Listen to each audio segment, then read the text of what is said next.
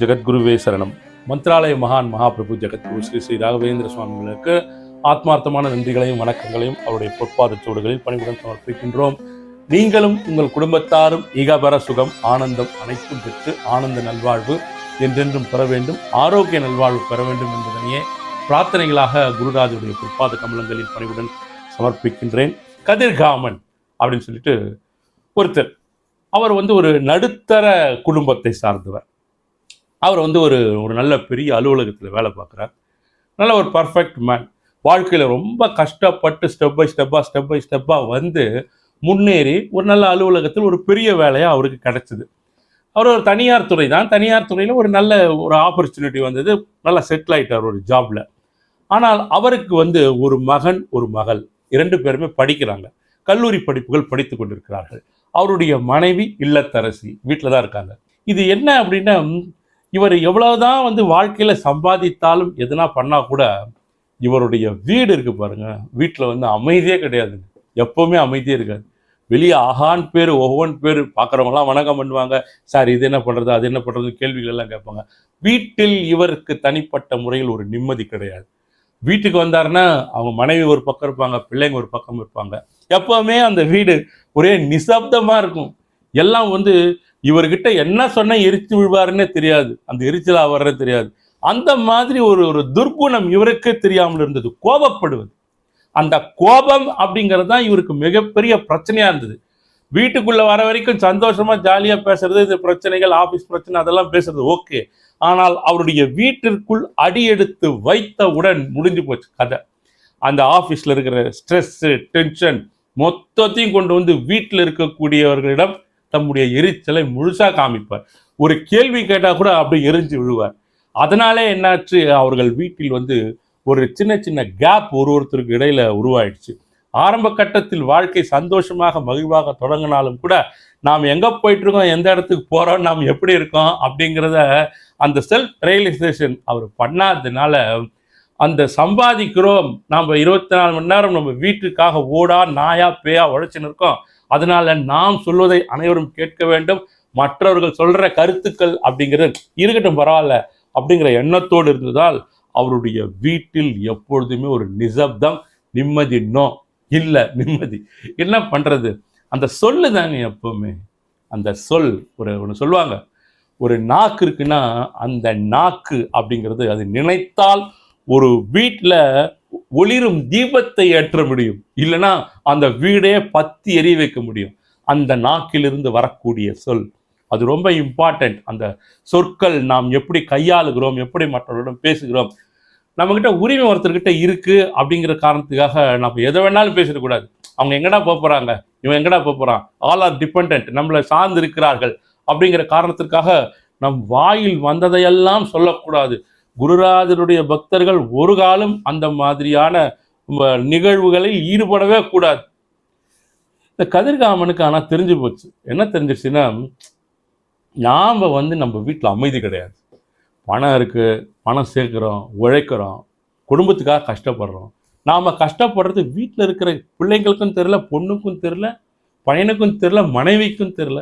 நம்ம என்ன மெஷினா போயிட்டு வெளியில் போயிட்டு உழைச்சி எடுத்து கொட்டுறதுக்கு? ஒரு அப்ரிசியேஷன் இல்லை, ஒன்றுமே இல்லையே அப்படின்னு சொல்லிட்டு இவராகவே நினைத்து கொண்டு இருக்கிறார். நான் சொன்னேன் பாருங்க, அந்த கோபம் தான் இவருக்கு முக்கியமான விஷயமே. இவர் என்ன பண்ணுறாரு, ஒரு நாள் மனம் வெறுத்து போய் ஒரு கோயிலுக்கு போகிறார். ஒரு கோயிலுக்கு போனால் சரி சாமி கும்பிடுறார். அது ஒரு முருகன் கோவில். சாமி கும்பிட்டு முடிச்ச பிறகு என்ன பண்ணுறாரு, அங்கே ஒரு சன்னியாசி உட்காந்துருக்கார். உட்கார்ந்துன்னே அவர் ஒரு குரு பக்தர். குருனா ஜெகத்குரு மகாபிரபு ஸ்ரீ ஸ்ரீ ராகவேந்திர சுவாமிகளுடைய ஒரு பக்தராக இருந்து அவர் சந்நியாசத்தை ஏற்றுக்கொண்டவர். அவர் உட்காந்துருக்கார், அந்த கோயில் வளாகத்தில் உட்காந்துருக்காரு. நிறைய பேர் போகிறாங்க, அவர்கிட்ட ஆசிகள் பெறுகிறார்கள். இவரும் கதிர்காமன் என்ன பண்ணுறாரு, நேராக போயிட்டு எங்கேயாவது ஒரு இடத்துல விடிவு காலம் வருமானு தானுங்க, எல்லாமே இருக்குது, பணம் இருக்குது, செலவு பண்ணலாம், மாதம் ஆனால் சம்பளம் வருது, வீட்டில் தேவையான அத்தியாவசிய பொருட்கள் எல்லாமே இருக்குது, ஆனால் நிம்மதி இல்லையே. ஏன்னா மார்க்கெட்டில் விற்றாங்கன்னா சொல்லுங்கள், போயிட்டு ஒரு 5 கிலோ வாங்கிட்டு வீட்டில் வச்சுக்கலாம், ஆளுக்கு ஒரு கிலோ கொடுத்துடலாம், எப்படி வரும் நிம்மதி? அதெல்லாம் சொர்க்கமும் நரகமும் நாம் தான் உருவாக்குகிறோம் இல்லையா? இவர் என்ன பண்ணுறாரு, நேராக போகிறார், போயிட்டு சுவாமிஜி காலில் விழுந்து வணங்குறார். சுவாமிஜி வணக்கம் சுவாமிஜி அப்படின்றார். சொல்லுங்கள் என்ன அப்படின்னு கேட்குறாரு. எனக்கு வந்து வீட்டில் நிம்மதியே இல்லை, வீட்டில் ஒரே சதா சண்டையாகவே இருக்கு, பிள்ளைங்க மதிக்க மாட்டேன்றாங்க, பொண்டாட்டி அதுக்கும் மேலே எது பேசினாலும் ஒரு பிரச்சனை ஆகிடுது அப்படின்னு இவர் சொல்கிறார், கதிர்காமன் அவர்கிட்ட சொல்கிறார் சுவாமிஜிக்கிட்ட. சுவாமியார் கொஞ்ச நேரம் யோசித்து பார்க்குறார். யோசித்து பார்த்துட்டு அவர் பக்கத்தில் ஒரு மண் கோலை இருந்தது. மண் கோலைனா மண் பானை. அந்த மண் பானையில் கொஞ்சம் தீர்த்தம் இருந்தது.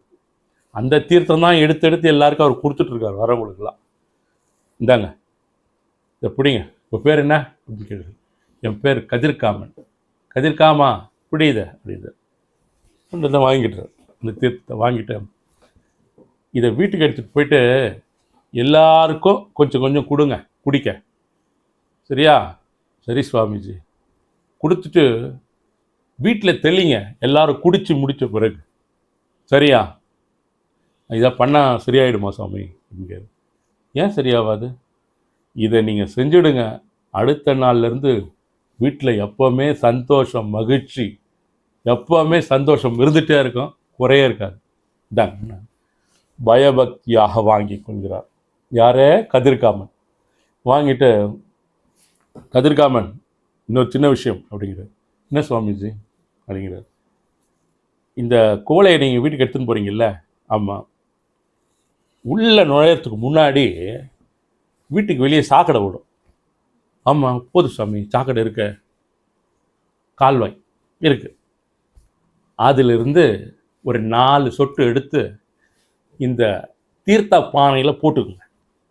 ஏன் சாமி அப்படின்ட்டு சொல்கிறத கேளப்பா. 4 சொட்டு அதில் போட்டுட்டு அதை எடுத்துகிட்டு போயிட்டு வீட்டில் இருக்கிறவங்களுக்கெல்லாம் கொடுக்கணும், புரியுதா அப்படிங்கிறது. இந்த சாமியார்னா பைத்தியக்காரனாக இருப்பானா அவர் நினைக்கிறாரு மனசில். நல்ல தீர்த்தத்தை கொடுத்தாரு, கொடுத்துட்டு சாக்கடை தண்ணி 4 சொட்டு, அதுவும் 4 சொட்டு ஊற்றி எடுத்துன்னு போய் கொடுடுறாரு. நான் ஆஃபீஸில் எத்தனை ஃபைலில் கையெழுத்து போடுறேன், எத்தனை பேர் எனக்கு முன்னாடி வணக்கம் போடுறாங்க, சலாம் போடுறாங்க, ஏதோ சாமியார் உட்காண்டிருக்காரு ஆசீர்வாதம் வாங்கலான்னு வந்தால் சாக்கடை தண்ணி ஊற்றி எடுத்துன்னு போனோமே 4 சொட்டு அப்படின்னு இவர் மனசு ஓடுது, பார்த்துன்னே இருக்காரு. புரியலையா அப்படின்னு கேட்குறாரு. சாமி இது விஷமாக மாறிடுமே சாமி. இப்படி தானே எல்லாம் பேசுவாங்க, உள்ளே ஒன்று ஓடும் வெளியே ஒன்று பேசுவான், உள்ளே ஏதோ ஒன்று ஓடிட்டுருக்கும், வெளியில் பேசுறது ரொம்ப வெள்ளமாக தேனா தித்திப்பாக வரும். சாக்கடை தண்ணி போட்டால் இந்த தீர்த்தம் விஷமாக மாறிடாதா அப்படின்னு கேட்குறது. கண்டிப்பாக மாறிடும், அதை தான் நீ செஞ்சிட்டு இருக்க இந்த வேலையை, புரியலையே அப்படிங்கிற. நீ அலுவலகம் போகிற, ஆஃபீஸ் போகிற, 24 மணி நேரம் ஒர்க் பண்ணுறேன்னு சொல்கிற, குடும்பத்துக்காக ஓடா உழைக்கிறேன்ற, குடும்பத்துக்காகவே உன்னை அர்ப்பணிச்சுட்டேன், தியாகம் பண்ணிட்டேன், இதெல்லாம் பண்ணுற, சரி, அதுதான் அந்த குவளையில் இருக்கின்ற தீர்த்தம். அதை நீ வீட்டுக்கு கரெக்டாக தான் எடுத்துன்னு போகிற. ஆனால் அந்த கோபம் அப்படிங்கிற அந்த சாக்கடை சொட்டுக்கள், அதுதான் விஷம். அந்த 4 சொட்டு எடுத்து அந்த கோபத்தை போட்டுட்டீன்னா உள்ள நீ போகும்போது நீ கொண்டு வந்த அந்த முழுமையான தீர்த்தம் அப்படிங்கிறது விஷமாக மாறுகிறது. உன்னுடைய உழைப்பு, உன்னுடைய சேவை, உன்னுடைய டெடிகேஷன் எல்லாமே அந்த கோபம் அப்படிங்கிறது ஒன்று அதனோட சேரும் பொழுது எல்லாமே காணாமல் போய்விடுகிறது. கதிர்காமா, இந்த கோபத்தை மட்டும் நீ ஒழித்தால், இந்த கோபம் மட்டும் உன்னிடமிருந்து மறைந்தால், நிச்சயமாக உன் குடும்பத்தினரால் நீ நிச்சயம் ஆராதிக்கப்படுவாய் அப்படிங்கிறாரு. நான் எப்படி சாமி இந்த கோபத்தை விடுறது, என்னால் முடியலையே, நான் தனி ஒரு ஆள், என் குடும்பத்தில் கஷ்டப்பட்டுட்டு இருக்கேன், என்ன நான் பண்ணுறது, வேறு வழி இல்லை கதிர்காமா, அதுதான் வாழ்க்கை.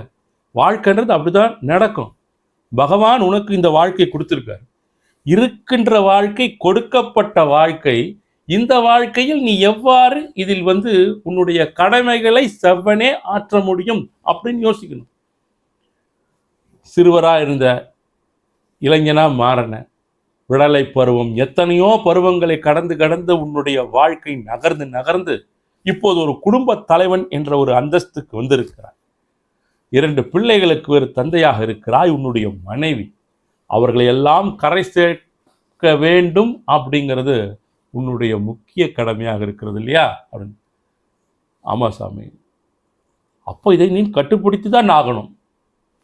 நான் என்ன பண்ணால் கட்டுப்படும் எனக்கு அந்த கோபம்லாம் சொல்லுங்க. சரி, நீ ஒவ்வொரு நாளும் உன்னுடைய அலுவலகத்திலிருந்து வீட்டுக்கு போகிறல்ல, வீட்டுக்கு போகும்போது உன் செருப்பை கழற்றி வெளியே விடுகிறாய் இல்லவா? ஆமாம் சுவாமி. செருப்பை கழற்றி வெளியே விட்டவன அந்த இடத்தில் அப்படியே நின்று ஓம் ஸ்ரீ ராகவேந்திராய நமக என்கின்ற ஸ்ரீ ராகவேந்திர சுவாமிகளுடைய அந்த ஸ்லோகத்தை, அதாவது அந்த திருநாமத்தை 5 முறை சொல்.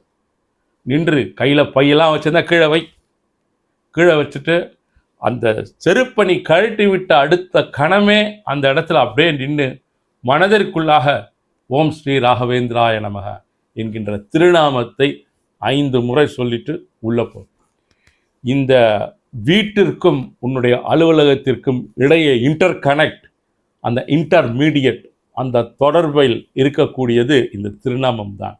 இந்த திருநாமம் தான் ஒரு மிகப்பெரிய வடிகட்டியாக இருக்க போகிறது உன்னுடைய கோபத்தை வீதியிலே விட்டு இல்லத்திற்குள் செல்வதற்கு. இதை செய், நிச்சயம் அனைத்தும் மாறிவிடும் அப்படின்னு சொன்னோன்னே கதிர்காமனும் ஹாப்பி. அந்த தீர்த்தத்தை எடுத்துன்னு போட்டுமான்னு கேட்குறாரு. எடுத்துகிட்டு போய் கொடு எல்லாருக்கும், சாக்கடை தண்ணி இப்போது கலக்க வேண்டாம் அப்படிங்கிறார். சரி, தீர்த்தத்தை எடுத்துகிட்டு போயிட்டு சுவாமிஜி அவர்கள் சொன்னது போலவே செருப்பை கழட்டி விட்டு நின்று 5 முறை ஓம் ஸ்ரீ ராகவேந்திராய நமக என்கின்ற நம்முடைய மகாபிரபு ஜெகத்குரு ஸ்ரீ ஸ்ரீ ராகவேந்திர சுவாமிகளுடைய திருப்பெயரை, திருநாமத்தை அந்த இடத்தில் உச்சரித்து விட்டு அவருடைய வீட்டிற்கு போகிறார். அன்று முதல் அவருடைய வீடு ஆட்டம் பாட்டம் கொண்டாட்டம் மகிழ்ச்சி சந்தோஷம் ஆனந்தம் அப்படின்னு சொல்லிட்டு தலைகீழாக மாறும். இவ்வளவு தாங்க, இதுதான் இந்த கதை. அப்போ இந்த சொல், இந்த வார்த்தை, கோபத்தின் மூலமாக நம்ம சொல்லக்கூடிய வார்த்தை இருக்குது பாருங்க, சாதாரணமாக ஸ்டார்ட் ஆகும் ஒரு ஆர்கியூமெண்ட்டில். ஒன்று போட்டு ஒன்று சொல்லி கடைசியில் வந்து ஒரு 11வது வார்த்தை பார்த்தீங்கன்னா ரொம்ப தடிமனான வார்த்தையாக வந்துவிடும். அந்த வார்த்தை சாதாரண பிரச்சனைக்கு ஆரம்பித்த அந்த ஒரு சொல் 11வது வார்த்தையாக மிக தடித்த வார்த்தையாக பேசும்பொழுது அந்த வார்த்தை மட்டும் ஜூம் செய்து பார்க்கப்படும். இந்த மாதிரி சொல்லிட்டியே நீ, இந்த மாதிரி சொல்லிட்டியே, மனதில் இருக்கக்கூடிய அந்த எரிச்சல், குழப்பம், கோபம் இதெல்லாம் வந்து அந்த ஒரு வார்த்தையாக வெளிவந்துருச்சுன்னா மறுபடியும் அதை சரி பண்ணவே முடியாது. குருராஜர் பக்தர்களாக இருக்கக்கூடிய நாம் ஒரு காலம் அந்த தவறுகளை எப்போதுமே செய்யக்கூடாது. ஸ்ரீ ராகவேந்திர சுவாமிகள் நம்முடைய இல்லத்தின் பெரியவராக பெற்றிருக்கிறார். அவர் இருக்கின்ற வீடு நிசப்தமாகவும் சந்தோஷமாகவும் மகிழ்வாகவும், இன்சொல்கள் எந்த வந்து பேட் எனர்ஜி உள்ளே வராமல் ஒரு நல்ல வைப் இருக்கக்கூடிய இல்லமாக இருக்க வேண்டும், ஒரு கோவிலாக இருக்க வேண்டும். அப்படின்னா அவர் உள்ளே இருக்கார் அப்படிங்கிறத என்னாலும் எப்பொழுதும் நினச்சிட்டு நாம் அவரால் கண்காணிக்கப்பட்டு கொண்டிருக்கிறோம், அவர் நம்மை கண்காணித்து கொண்டிருக்கிறார், பார்த்துட்டு இருக்கார் அப்படிங்கிற முழுமையான எண்ணத்தோடு நீங்கள் உங்களுடைய வாழ்க்கையை கடந்து சென்றால் ஒரு மிகப்பெரிய திருப்தி கிடைக்கும், உங்களுக்கு ஒரு மிகப்பெரிய சந்தோஷம் கிடைக்கும். வாழ்க்கை டீவியேஷனே ஆகாது, அழகாக ஸ்மூத்தாக போயிட்டுருக்கும். நிறையா பேருக்கு பார்த்தீங்கன்னா ஒரு சின்ன வார்த்தையினால், ஒரு சின்ன செயலினால் அவர்களுடைய குடும்பமே புரட்டி போடப்பட்டிருக்கும். அப்புறமா யோசிப்பாங்க உட்காந்து, அப்போ நாம் அதை சொல்லாமல் இருந்திருந்தால் நல்லா இருந்திருக்குமே, அப்போ நாம் அதை செய்யாமல் இருந்தால் நல்லா இருக்குமே. இது என்ன சினிமா தியேட்டரா? இது மறுபடியும் 14 ரீல் ஓடின அப்புறம், அந்த காலத்திலலாம் ஓடுது தியேட்டரில், இப்போ ஓடுது ரீலில், 14 ரீல் ஓடின அப்புறம் இன்னொரு மாதிரி ரீவைண்ட் பண்ணி போடுங்கன்னா மறுபடியும் ஓட்டி பார்க்கறதுக்கு. ஒன்ஸ் ஃபார் ஆல் ரீல் கடந்துருச்சுன்னா கடந்துருச்சு, சொன்னையா சொல்லிட்ட, கொட்டிட்ட, வார்த்தையை கொட்டியது தான், திருப்பி அள்ள முடியாது, அவ்வளோதான். அப்போ கவனமாக இருந்துட்டா எவ்வளோ பெரிய பிரச்சனைகளில் இருந்து நாம் அதிலிருந்து மீண்டு வந்து சந்தோஷமான வாழ்க்கையை நாம் கொண்டு செல்லலாம். மீண்டும் அடுத்த பதிவில் சந்திப்போம். நன்றி, வணக்கம். ஜெகத்குருவே சரணம்.